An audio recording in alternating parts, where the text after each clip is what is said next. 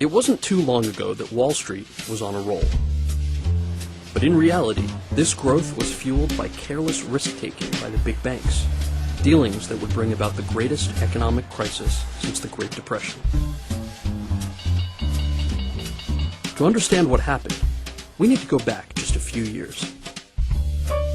Let's say you were a home buyer at the height of the market.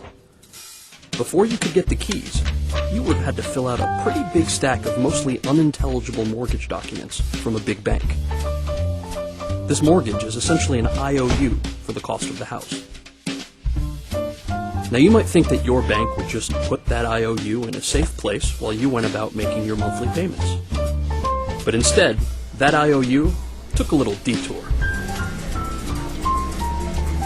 And as often happens when gamblers play with other people's money, or money they don't have, the big bank bet big and lost big.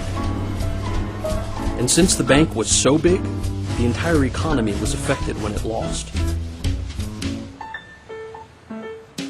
As a result, millions went unemployed, small businesses couldn't get credit, the middle class got squeezed.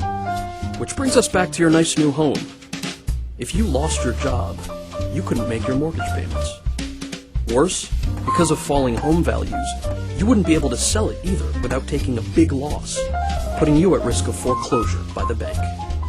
And to make matters worse, everyone's 401k probably took a big hit too. And to top it all off, the government had to bail out the big bank using your tax dollars because it was, as they say, too big to fail.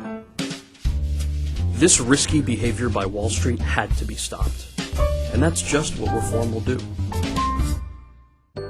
For the first time ever, a new Consumer Financial Protection Agency will have the sole job of reining in the big banks.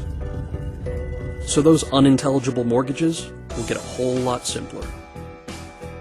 You'll also see clearer language with credit cards, overdraft fees, and student loans. Wall Street reform also closes the loophole that allowed the big bank to gamble with your IOU in the first place. For banks, there's no more betting, just banking. Plus, banks will be prevented from growing so large that they put the entire economy at risk if they were to fail. And if some financial firm still gets itself in trouble, despite the stronger regulation, well then it gets shut down, period. No more bailouts. So maybe you can rest a little easier knowing that your home, your family, and your future will be protected from the irresponsibility of others. Accountability for Wall Street. It means protection for you.